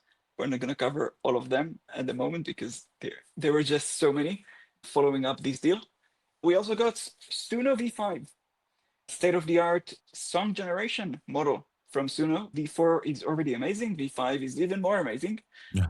So I'll cover super quick the vision and video stuff also during September, which look also crazy. We had a bunch of releases. ByteDance Seedream 4 was like state-of-the-art generation, specifically It was like 4K resolution videos. It was like quite incredible. We had Lucy from Descartes AI, 5th generation in 6.5 seconds, which is quite insane. So like almost real-time video generation. And Juan from Alibaba came with a bunch of releases, 1.4.5 and 2.2 Animate, Kling 2.5 Turbo, and Ray 3 from Luma. It was an insane month from video models. Everybody was trying to beat and to get at VO3. None of them quite got there, but because of some of this is an open source folks definitely prefer the open source video models. But lip sync and motion transfer were added to the models as well. For me specifically, Suno V5 was the place where I just decided I'm no longer going to be able to tell which music was generated with AI and which music was generated by humans. This is it. We've passed the Rubicon on this, and as far as I'm concerned, all music going up was generated by AI because I just had no ability to tell at all. Yeah, you want to finish up here, or you want me to take over? Yeah, sure. We got DeepSeek V3.1 Terminus. This was where it just got too much, and we were barely keeping up every week. Oh yeah. I think I missed 1 week, and I was just off. I have to go and watch the show again. All right, so let me just land on here. Reve is a tool that I still use for image creation and editing platform, Reve.ai. Shout out to them. Dr. Feifei Lee came up with WorldLabs Marble. You turn images into walkable Gaussian splats in a 3D world. That was like super cool as well. And then Google finally added Gemini to Chrome, although it wasn't agentic. It was just like, hey, talk to Gemini. I understood only the context of the one tab. And then ChatGPT added full MCP support back in September, which was really great. I think that this is the highlights of September, and then we can cover the quarter summary in like the major themes. So GPT-5 era, open source hits trillion parameter scale. So with Kimi, K2, Quencoder, 500 billion parameter, DeepSeek, and we launched the WMB inference to host these monsters because they're not possible to run locally. 100%. Open worlds became like a big thing during September, during the which Q are we? Q3. Get lost here. During Q3, Google Genie 3, Hunyan, GameCraft, Matrix Game 2, and Oasis all kind of came up and showed that world models is where it's at. I believe we're not in the prediction of the next year, and I don't think we're going to get there yet because it's been a long show. But I think that those models like are very impressive. And then video and open source moved into Uncanny Valley, although everybody tried to keep up with VO. The investments in September were just absolutely insane. OpenAI's Oracle $300 billion deal, Anthropic raised at a almost $200 billion valuation, and then Meta MSL continued to poach researchers with 100 to 300 million payout packages a year. This was like, we weren't sure if we're talking about the same number of zeros. I remember like we were discussing how many zeros is $100 million. And then the ChatGPT agent, not quite in the browser, but unified. So you could ask the agent from ChatGPT and no longer go to the operator. And then MCP support everywhere. So biggest releases we talked about, that's great. And I think it's time to go to October. All righty, cool. And Nisten, let's do October. This is Q4. We started Q4, and Q4 was the most absolutely craziest of all of them, I believe. So let's go. All right. So Q4, we got Sora 2. So that whole thing got democratized, and the memes are still continuing. You finally got to see a cat being just like shooting a bazooka and with a wrench on and a raccoon on his forehead. So this just became mainstream now. Can we hold on one second? Sorry to interrupt. Can we acknowledge for a second how great of a Sam Altman Nano Banana just added to this infographic? This is like literally whatever is happening behind him, don't look. But like Sam Altman specifically, this is like a great Sam Altman. I didn't ask for him. Like I didn't provide the reference image. Nano Banana just added Sam Altman because the big thing about Sora was that Sam Altman's cameo made it explode. You could use Sam Altman in cameos. Go ahead, Nisten. Sorry to interrupt. I think it was worth calling out. It is. This model is nuts. I still wonder what they do, but yeah, let's not digress because we have got a whole bunch of stuff from OpenAI. We got Agent Kit. They launched ChatGPT apps. I don't know if people use those, but they have 800 million users, so probably quite a lot do. Yeah, Sora got the API. There was a much cheaper speech-to-speech one, so there was real-time mini. And just the numbers just kept exploding. Another 1.4 trillion in compute deals. might be scaling up now, scaling down a 0.2 or up, but things really heated up there. So we got a lot on the medical side. Yeah, so there was the 27B gamma model that they used like in conjunction with another different architecture to simulate cancer cells and find different things about them. But they used this was the first time that they used like a very large transformer model. But also the first time that they validated this on an actual, like in vitro on a lab. Again, the AI scientist stuff, that has been going, but now that agents got very good, this stuff, yeah, we're going to see a lot more of this too. And and I think this is probably the start of proactive AI as a concept. I know not a lot of people are using it, not as much in the open source, but these constant like reminders and timers and it just prompting you. So I think we could say this is the start of the era where AI starts prompting you instead of you prompting it with notifications. So yeah, okay, now let's cover a whole bunch of the open source releases because we had quite a few. Actually, there was also Adobe Max. They integrated the Firefly video too. But yeah, open source LLMs. We got DeepSeek v3.2 EXP. This one scored very well. And I remember testing this one. It also worked with Cloud Code as a replacement. We got another fridge model. We got Samsung TRM. Is that 7 billion parameters? 7 million. Oh, this was the really tiny research one. We should have looked at this one a bit more. I think we just mentioned it very quick. It's probably worth another second look later on. We got Ling 1 trillion. I don't think anyone used this, although all the benchmarks look great. Yeah. But we did get one that a lot of people use now. They still do. A lot of businesses still do. We got GLM 4.6. And this was like the real Sonnet at home. It was expensive.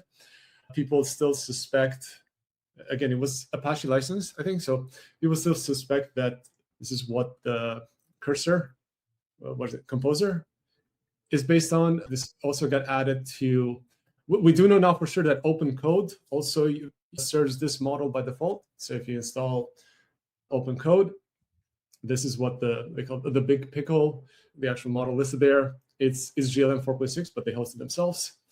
This is a pretty big one for agentic AI, for vibe coding, for open source stuff.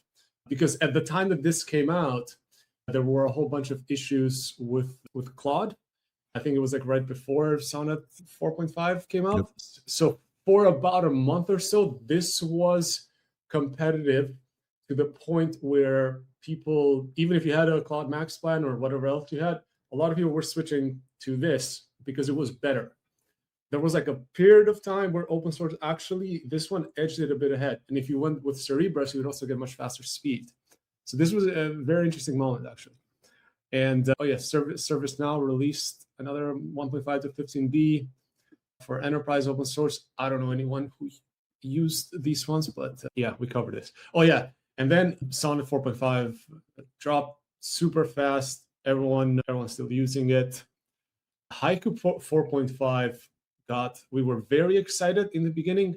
Now we aren't, but this was pretty insane. I really liked it.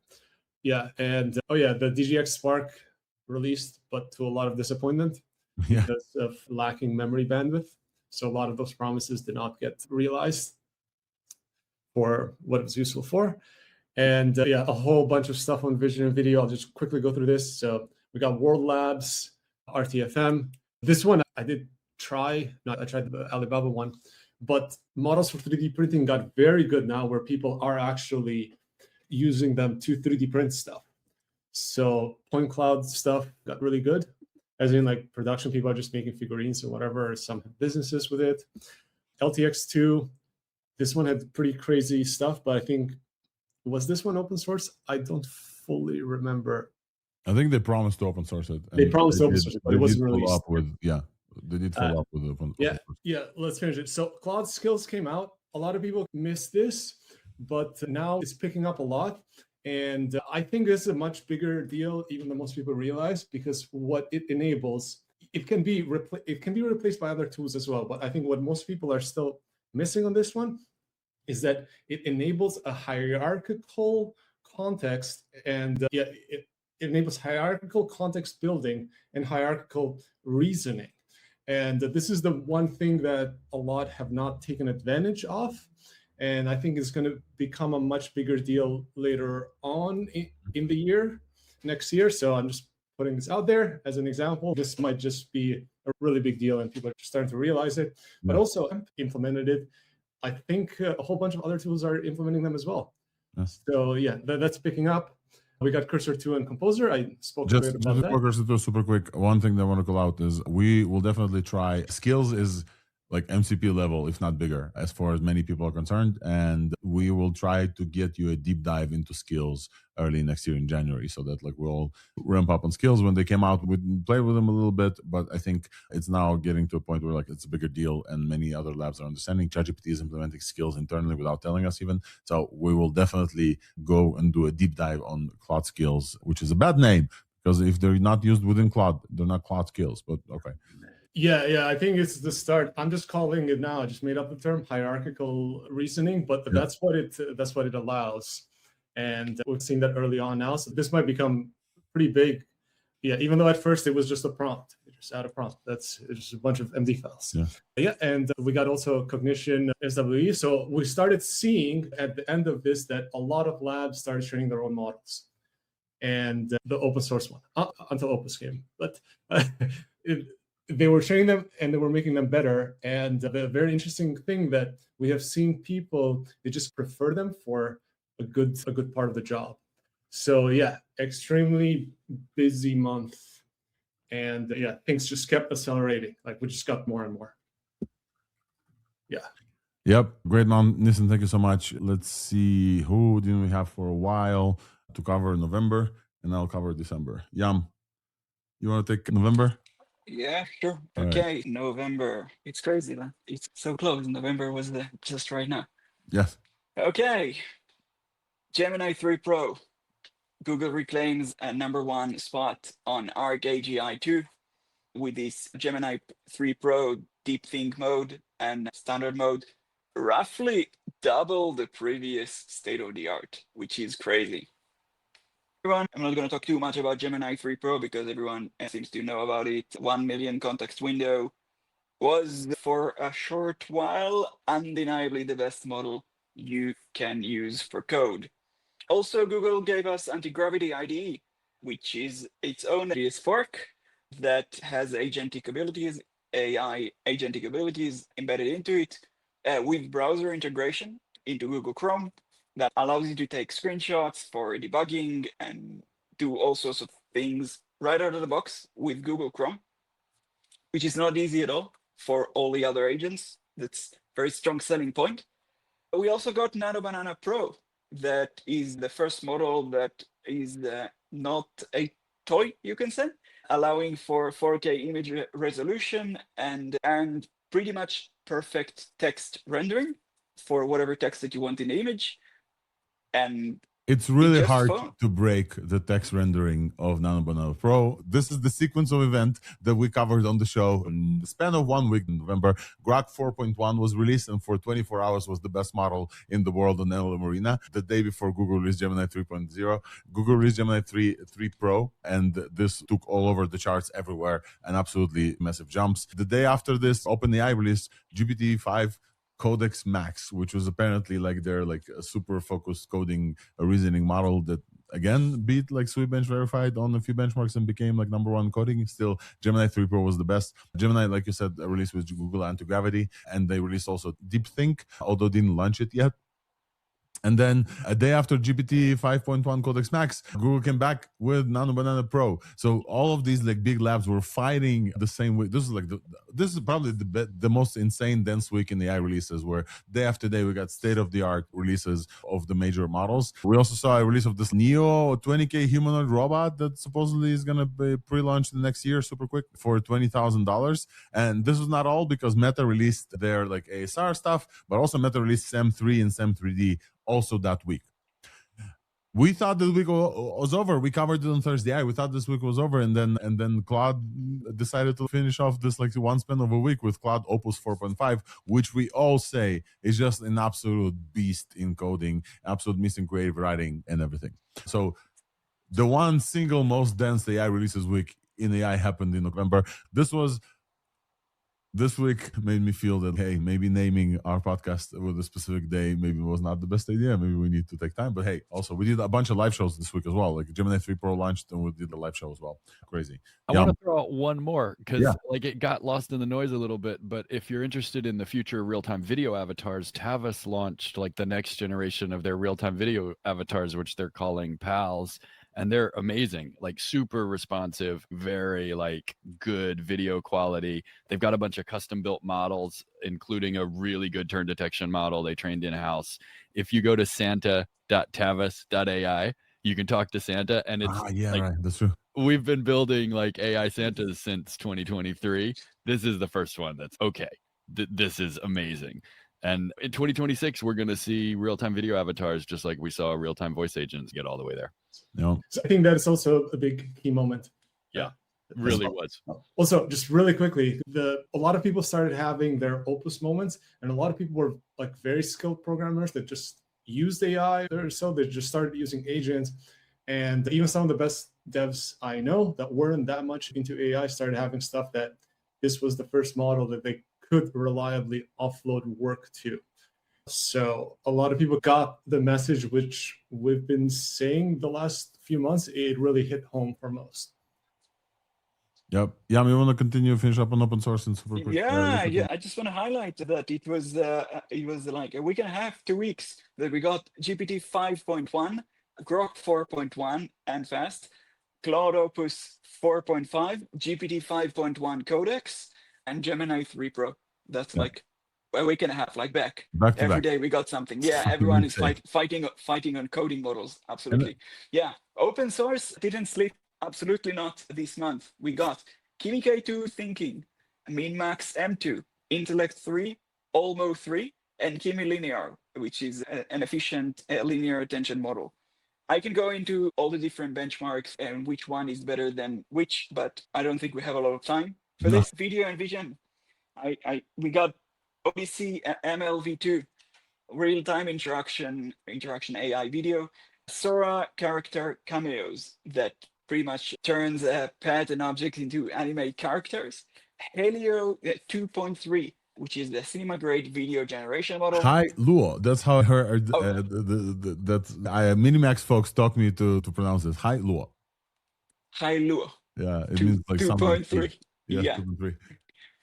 Okay, 11 Labs released Scribe V2 real time. Let's give Quinn the voice and audio stuff. I think there's a bunch of that.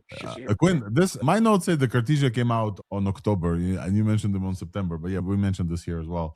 The omnilingual SR. Did you have a chance to look at this and play around with meta stuff? So I've played with previous versions. I did not play with the newest version because there's now so much interesting competition in the ASR space. Right above that bullet point, you've got 11 Labs Scribe, which is 11 Labs' new ASR model. Cartesia has one. We talked about DeepGram Flux. Yeah. Staniax has a great model. Speechmatics has a great model. And Speechmatics is really pushing on diarization, a diarization-oriented feature in their model. I think it was actually in this month as well. And that opens up like multi-speaker voice agent use cases, which is something we're only just starting to scratch the surface of. And then the Minimax speech model is great. It's very good in non-English languages. People really like it. A bunch of PipeCat people use it outside of English language use cases. Model from the Chinese company Minimax. So on both the voice and the transcription side, there's like all of a sudden a huge amount of competition. And then NVIDIA with the open source models coming in with NVIDIA Parakeet. Yep. Absolutely, just like bangers after bangers. But yeah, let's keep going.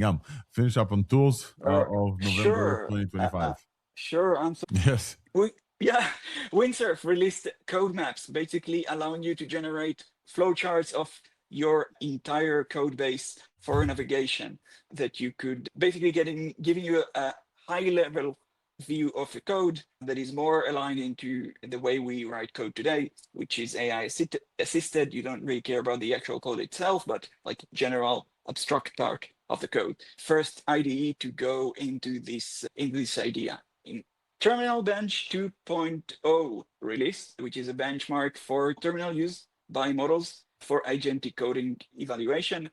I will add Harbor, which is the harness that they released together with Terminal Bench, is a great thing because it unifies how other agents are running on this benchmark, and other foundational labs started like using Harbor for Terminal Bench, and then like it unified how they're reporting. Everybody else was like doing it differently. So the same tools, etc. Harbor was like a really big deal together with Terminal Bench for sure. All right, folks, this is almost it. We're almost there. We are at December. This is this 18.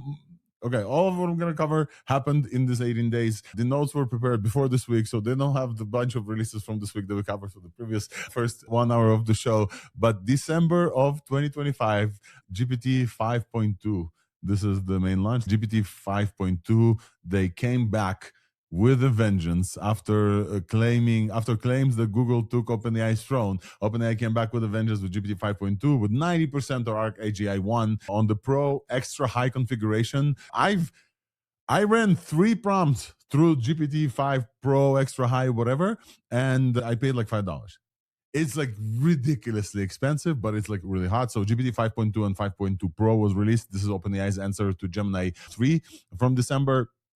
Just a week ago. 54 on ArcAGI 2, 100% AIME on competition math. The highlight of that release for me was the MRCR long context, which is GPT 5.2 holds up to 128K on this long context thing, and the GPT 5.1 falls off after 128K. Lower hallucination rates, 3 tiers, instant thinking, and Pro, with Pro being like extremely expensive if you use it via API. The strongest publicly available general purpose reasoning model for sure, GPT 5.2 so far, although I do prefer Opus on many tasks on top of GPT 5.2. There's something in the smell. I can't explain it. It's really hard. DeepSeek finally finalized version 3.2 because previously it was like experimental, etc. Now DeepSeek 3.2 and 3.2 Special, gold medal reasoning from the whale. We keep waiting for R2. It doesn't seem like they're giving us R2. Maybe over the Christmas break. Maybe. There's rumors about this with NVIDIA stolen. Never mind. There's rumors. We're not going to do rumors, but it's very cheap. 28 cents per million tokens on Open Router. MCP was donated to the Linux Foundation. It's now no longer Anthropic's MCP. Linux Foundation is going to own and maintain this alongside with agents.md, and then also I think Goose from Blocks, and all these companies now are participating in the spec. Google is supporting this, OpenAI is supporting this. So this is now a new Agentic AI Foundation, AIF, or A, if you will. It's a great thing for all of us, great for interoperability, and I'm like really huge. I'm really hoping that skills are going to make it way over there as well, so everybody can implement skills as well. Mistral 3 in December came back to open source roots and gave us Apache 2 license. Mistral 3, large 675 billion parameters, 41 active, and Ministral 3, which is their reasoning models. Magistral was the reasoning models, but Ministral 3 has reasoning enabled and vision enabled as well, but the vision is not the best there as well. We saw LLMs training in space during December. So the first Nano GPT, I think LJ you said it was, Nano GPT was trained on an H100 rack in a satellite with a US flag in the corner. It was great. We talked about it. Also ran Gemma. I think one of the cooler releases, one of the cooler updates to how we see copyright is Disney and OpenAI signed the deal wherein Disney invests $1 billion into OpenAI, and in return, OpenAI can use characters and IP from Disney inside Sora, and then Disney will highlight some of these characters and generations in Disney Plus. It was quite crazy. The licensed synthetic media era has started. Mistral Devstral was also there, and I think basically in addition to what we're getting from this week, I think December has been a very awesome month in open source. DeepSeek came back with DeepSeek Math v2. News folks, we haven't mentioned many of news releases, came out with Nomos 1, which is a math reasoning Putnam test winning harness and models, and Hunyan OCR. So on the big companies and LLMs, we covered GPT 5.2. Amazon released Nova 2, and Nova 2 was significantly better on enterprise. Open Router releases State of AI report. We talked about this and the glass slipper phenomenon where people, once the model fits, I think Wolfram, you mentioned this, once the model fits, folks are staying with the model. Mistral released a bunch of stuff. And I think that, we had Gemini TTS also released. I don't know if you have a few words about the Gemini's updated TTS. Yeah, big Gemini releases, including big update to the real-time model, the TTS model, obviously Gemini 3 Flash. All those are really useful for the world I live in. GPT-5.2 is worse on all my benchmarks, like my personal benchmarks with reasoning off. Interesting to see the leapfrogging. Nova 2 Sonic, speech model from Amazon, actually really good model, competitive on our benchmarks with GPT Realtime and Gemini Flash, which is like a big leap for AWS. And the Kyotai, that open source French lab I love so much, they announced a commercial spinoff and $70 million in funding to build voice agent stuff. The commercial spinoff is called Gradium, and they launched TTS and STT models on December 2nd, which I've only had a little bit of time to play with, but like the work from Kyotai is so good that I'm excited about what they're going to do in 2026. I did not connect Gradium and Kyotai at all, so thank you for that. Same team, same founding team. Like the authors on those Kyotai papers are like the founders of Gradium. Nice. So we had also a huge month in vision and video. There was like a new model that topped VO3 on some charts, and this was Runway 4.5, #1 video leaderboards. That video leaderboard doesn't have audio in it, so this is not like really apples to apples comparison. VO 3.1 is still probably the best overall for lip syncing and audio, but like for actual visuals, Runway 4.5 seems to be a little bit better. We had P image and Z image both in image generation. There was a bunch of stuff. So this list is vast. This is all from December. Isaac and ZAI releasing a bunch of stuff. Voice and audio we covered, and tools. Cursor added visual editing, which is like insane for many people who are doing front end. You can like actually like point and say, hey, in the browser, this thing. Cursor fix this button, this specific thing. Google released Stitch, MCP apps we talked about, folks. Whew, that's a busy December. Quarterly summary. Let's do it all of us together. Big cognitive boost for the whole quarter. Gemini 3 took #1 in December, but like a bunch of Opus is now like leading the charge as well. Just like an insane week in models competing with each other. All of them beating AI me at 100% at this point. All of them are giving just basic coding abilities. The best release of this quarter is, I don't know. For me, it's Opus. I really was happy with Gemini 3, and then I drew this meme when Opus came out, where I no longer play with Gemini 3. Opus is my best friend, and then I found out through Nisten on the show that Opus 4.5 is free on Anti-Gravity because Google wants those tokens, and so since then it's just Opus for me. Agents that became products. Oh, we didn't cover Atlas browser as a release at any point, but yeah, this was this quarter as well. OpenAI launched Atlas, which is a agentic browser, which was one of the biggest things for me. AgentKit and ChatGPT apps. Today, by the way, there's also another breaking news release we didn't cover, but ChatGPT apps are now open for submission, so you can build an app and submit it, and they have an app store coming up, like a full-blown app store. You can search and install some stuff outside of just like partners. Cursor, Windsurf, AMP, all agentic coding racing via this quarter, just like all of them becoming products. Cursor launched 2.0. MCP is now universal protocol across everything. Everybody uses MCP, everybody supports, and now everybody understands that MCP is not this like golden thing because it blows up the context window. So code mode exists, and now skills exist to replace some of the MCP. So it's very interesting how that works. Google's huge comeback throughout this year, I think, is a very big thing we should mention. You guys want to talk about super quick about Google's massive win this year? Wolfram, I see you on meeting. Go ahead. Yeah, I'm really a fan of using it now on my phone because I got a Pixel phone last December actually. And the assistant, the Google Assistant we had in the beginning, it was like Alexa or Siri. Those AI assistants, they were just keyword matching in a way and doing little things. But now Google, there was a point, like I mentioned, maybe that was when Logan joined, maybe he was called on board to do it, or he initiated it himself, that Google opened up much more and decided to make AI much more available and useful, not just for some special users, but for everybody. And that is now that people have access. I like Opus as well. It is also my second favorite model right after Gemini 3 Pro. But I have to use it on OpenRouter via subscription. But a lot of people have access to Google models on, like we said, Google Search, Home Assistant, not Home Assistant, but Google Home assistants and stuff. So it's much more available. Much more people are using it. So the intelligence level has been increased. And they are on all fronts with the video stuff, with the models they have. TTS, they also released recently some new stuff in that regard. So Google has really gone all into AI, and they have the resources, they have the hardware, the inference, all of it.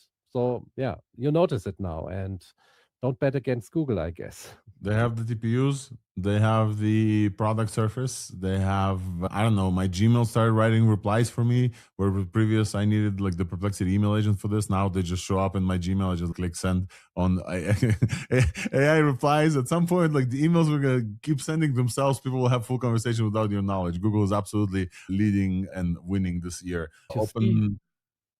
How important hardware is, because Google has the Android phones, and yeah, you can put AI on them and put it everywhere. That is actually something Apple could have done, even if they hadn't done it themselves. They could have partnered, because yeah, you have the phone and then you have an AI device with you. That is the John Ivy stuff we talked about. What kind of device might OpenAI develop? There's nothing that came out of it so far. But Apple has the hardware and Google has the hardware. So both could do a lot with AI. So we're doing like a recap of the quarter itself. Google is absolutely like doing just like absolutely wonderful stuff. LDJ, you have a comment on DeepMind? So on the comment of DeepMind, I think it's interesting. A lot of people were worried about all the bureaucracy that was maybe built up in DeepMind and Google over the years. But a thing that people point to sometimes, which may be a reason why they've been able to make such a comeback, is people like Sergey Brin coming back to Google and making a resurgence and going into founder mode. And a lot of stories and people reporting things like really stupid rules that the researchers were being held back by during organization debates of where to spend compute, or even just approval for things that he was able to just knock down and make more efficient. And I think they are going more into this startup era, luckily, where it's becoming more efficient and talent dense like Anthropic and OpenAI is. And I think they really have a chance again. Yeah. Yep. Absolutely. Google is crushing it. Quinn, you have a short comment for us on this quarter as well? Yeah, this quarter, my personal benchmarks got saturated, which is super exciting. And that was never true before. Like the benchmarks I care about, like I don't want reasoning turned on. I want really fast time to first token. I care about like 30 turn and longer conversations. I need tool calling. Models even this year, first half of this year, were bad at all that stuff. But now we have 3 models, Claude, Sonnet, Gemini, 3 Flash, and GPT-5.1 that saturate my personal benchmarks, which is awesome. Arguably the best model for what I care about was still GPT-4o halfway through the year. Maybe Gemini 2.5 Flash if you could prompt it to do the tool calling. But now all I want is like faster time to first token from these frontier lab models. So out of GPT 5.1, Gemini 3 Flash, and Claude Sonnet 4.5, which is the fastest time to first token that you currently see? So I think it's going to be Gemini 3 Flash, but it's so new they're still deploying TPUs for it. Yeah. Absolutely. All righty, folks. Hey, this has been the ThursdAI yearly recap. This is everything that happened this year. It was an absolute bonkers year of releases. Just that 1 week in fucking November just almost broke me as a person whose full-time job is to cover and follow AI releases and make it easy for you as well. I will highlight a few things as we're like ending up on the year. This is our last regularly scheduled program of the year. The yearly release will get released on the podcast probably after a week. But it's been an incredible year for me on ThursdAI as well. And I want a huge shout out, like a huge thanks to all of the co-hosts and friends of the pod, experts like Quinn who come and tell us from their perspective, and just like every one of you who tunes in and listens and participates and sends us links and tells us when I meet them face to face that, hey, ThursdAI is the way they keep up to date. They like walk on a walk, they wash dishes, whatever, and they don't have time to keep up with the news. And it's getting harder and harder to keep up with the news. And this is why we exist. I'm very happy to have also this year stepped up the production value for ThursdAI. The episodes are higher quality, the videos higher quality. Many folks here got mics, which is also great.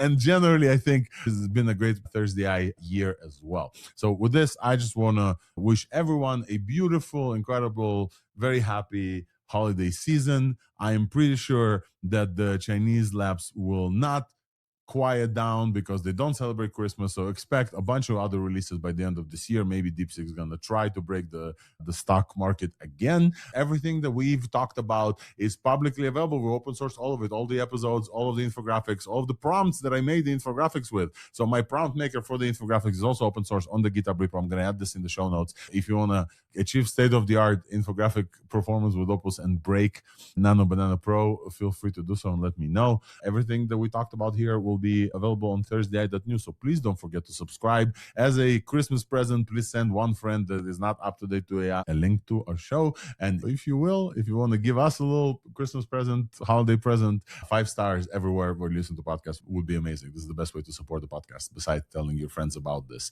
This is it, folks. This is the end of the year for us. We don't know.